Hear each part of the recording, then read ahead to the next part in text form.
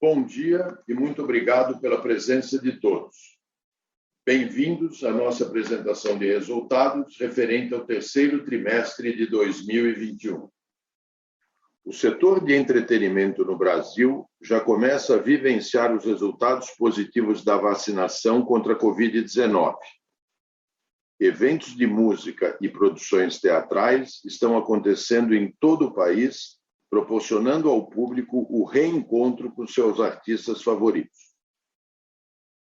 Nas últimas semanas, tivemos uma série de notícias positivas que refletem diretamente no nosso negócio, reforçando as nossas perspectivas para os próximos meses.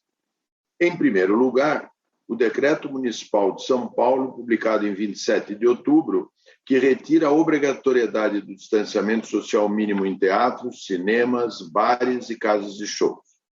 Essa ação possibilita que esses estabelecimentos operem com capacidade total, mantendo ainda a obrigatoriedade do uso de máscaras e apresentação de comprovante de vacinação. Adicionalmente, o governo estadual sinalizou com a intenção de retirar a obrigatoriedade do uso de máscaras em locais abertos a partir de dezembro próximo. Evoluções possíveis devido à superação, nesse período, da marca de 60% da população adulta totalmente vacinada. Mais especificamente, em São Paulo, o governo do estado contabiliza 100% da população acima de 12 anos vacinada com pelo menos a primeira dose e mais de 80% com o esquema vacinal completo, que contribui diretamente para a redução gradativa do número de casos, internações e mortes decorrentes da Covid-19.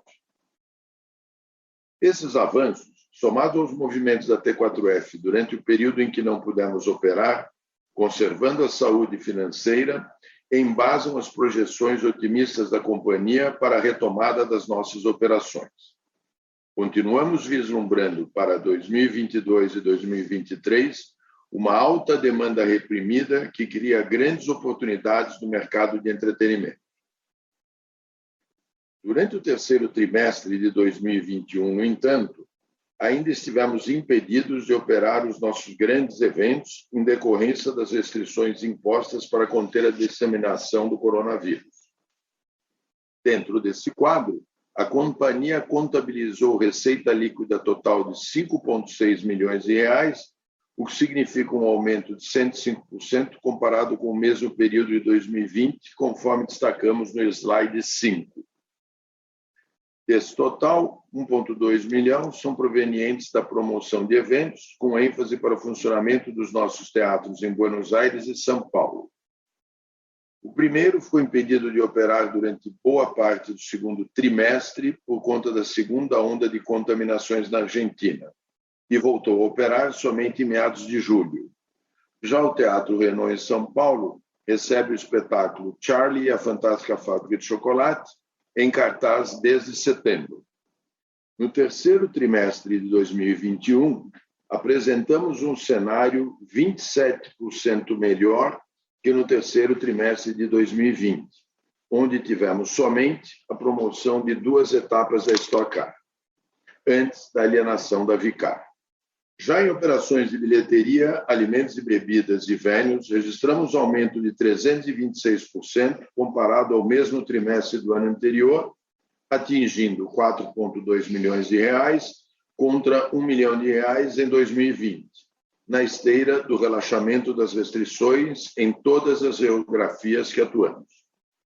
Com isso, a INTE registrou receita de 1,5 milhão de reais, enquanto nossas operações offshore registraram 2,6 milhões, vindos majoritariamente da Argentina, com a reabertura do teatro em julho, bem como eventos fora do teatro, vendidos pela nossa etiqueteira naquele país.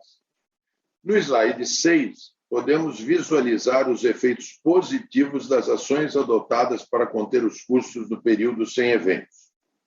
O lucro bruto do terceiro trimestre de 2021 foi negativo em 0,1 milhão de reais, ante 9,1 milhões negativos no terceiro trimestre de 2020.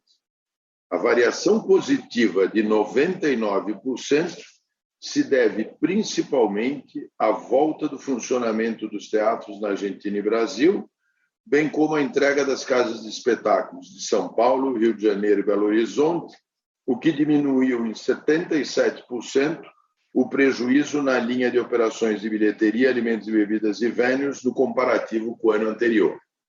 No mesmo slide, analisamos o SG&A do terceiro trimestre de 21, que registrou aumento de 39%, resultando no valor negativo de 16 milhões, maior que os 11,5 milhões de reais registrados no terceiro trimestre de 20. Importante salientar que dentro do valor desse trimestre estão contabilizados efeitos pontuais no valor de 6,9 milhões de reais, compostos pela soma de 5,1 milhões referentes à baixa de contratos remanescentes da Casa de Espetáculo de São Paulo e 1,8 de ajuste no valor da última parcela a receber pela alienação da Vicar. Com o expurgo desses valores, teríamos um total de SG&A de 9,1 milhões, o que representa a queda de 43,1% quando comparada ao terceiro trimestre de 2020. Essa queda deve-se, entre outros fatores, à redução de 36% das escrituras de pessoal no Brasil e na Argentina e à renegociação de todos os contratos de prestação de serviço, resultando na diminuição, cancelamento ou suspensão destes. Em outras despesas, o valor negativo de 6,7 milhões no terceiro trimestre de 21 é composto principalmente por provisões para contingência e resultados de processos judiciais, destacando-se a renegociação de passivos fiscais no âmbito do PERS. A reversão do resultado positivo para negativo nesse trimestre se deve também ao registro pontual de 15,3 milhões de reais positivos no terceiro trimestre de 2020, referentes ao ganho pela venda da Vicar. Passando para o slide 7, vemos na visão contábil o EBITDA do terceiro trimestre de 21 negativo em 21,2 milhões de reais, pior que os 3,1 milhões também negativos do mesmo período do ano anterior. Ressaltamos aqui que os fatores pontuais descritos no slide anterior distorcem a comparabilidade, sendo necessária, nesse caso, a análise do EBITDA ajustado, que elimina os efeitos não recorrentes do resultado. Na visão ajustada, temos um EBITDA de 7,4 milhões negativos no terceiro trimestre de 21, contra 15,4 milhões também negativos registrados no ano de 2020, o que representa uma melhoria de 52% nesse indicador. Destaco ainda que esse é o melhor EBITDA desde o primeiro trimestre de 20, início das restrições impostas para combater os impactos da pandemia, o que demonstra a consistente evolução dos indicadores da companhia. No slide 8, detalhamos os ajustes aplicados. Na visão ajustada, além dos pontos citados acima, exclui-se também, no terceiro trimestre de 21, o resultado negativo de 6,9 milhões referentes a acordos, decisões judiciais e provisões de contingência, reconhecidos nas despesas gerais e administrativas, sendo 3,3 milhões referentes à renegociação de passivos fiscais no âmbito do PERS e outros 3,3 milhões referentes à provisão de contingência provável de 2 processos no Brasil, cuja movimentação ocorreu nesse trimestre. No próximo slide, destacamos o resultado financeiro positivo de 3,7 milhões, o que representa uma melhora de 175% frente ao valor registrado no terceiro trimestre de 2020, de 4,9 milhões de reais negativos. Essa melhora vem principalmente da variação cambial no valor de 9,8 milhões de reais, melhor no terceiro trimestre de 21 em relação ao terceiro trimestre de 20. Resultado da apreciação de 9,6% do dólar, cotado em 30 de junho de 21 a 4,97 e em 30 de setembro de 21 a 5,45. Esse resultado positivo é parcialmente compensado pelo aumento dos juros sobre as debêntures de 1,3 milhão, em decorrência da majoração da Selic em 4,25 pontos percentuais, passando de 2% ao ano no final do terceiro trimestre de 20 para 6,25% ao ano no final do terceiro trimestre de 21, somado ao maior custo das debêntures com seu reperfilamento em novembro de 2020. Como resultado dos efeitos mencionados anteriormente, vemos no slide 10 que o prejuízo líquido do terceiro trimestre de 21 de 18,7 milhões foi 44% maior que o valor contabilizado no terceiro trimestre de 20. Entretanto, assim como explanado na seção do EBITDA, fatores não recorrentes positivos durante o terceiro trimestre de 20 e negativos em 2021 distorce a análise do ponto de vista contábil. Com a exclusão desses fatores, obtém-se um prejuízo líquido ajustado de 4,9 milhões no terceiro trimestre de 21, 81% melhor que o prejuízo de 25,3 milhões registrados no terceiro trimestre de 2020. Referente ao fluxo de caixa no slide 11, encerramos o terceiro trimestre de 21 com 200,7 milhões em caixa versus 194,4 milhões de reais no segundo trimestre de 2021. Os principais efeitos foram aumento de 1,3 milhão no consumo de caixa operacional do período, que se deve ao efeito pontual da devolução de valores para extratos de contratos referentes à Casa de Espetáculo de São Paulo. Se desconsiderado esse efeito, o fluxo de caixa operacional do período ficaria próximo a zero, em decorrência da retomada dos eventos. O fluxo de caixa de investimentos foi positivo no trimestre, devido ao recebimento da última parcela da venda da Vicar, somado aos investimentos em software de gestão e evolução da etiqueteira Inti, em linha com os trimestres anteriores. O fluxo de caixa de financiamento deste trimestre é composto em grande parte pelo pagamento de passivos de juros de arrendamento, não havendo pagamento de juros de debêntures, que são desembolsados junto com a amortização do principal nos meses de maio e novembro de cada ano.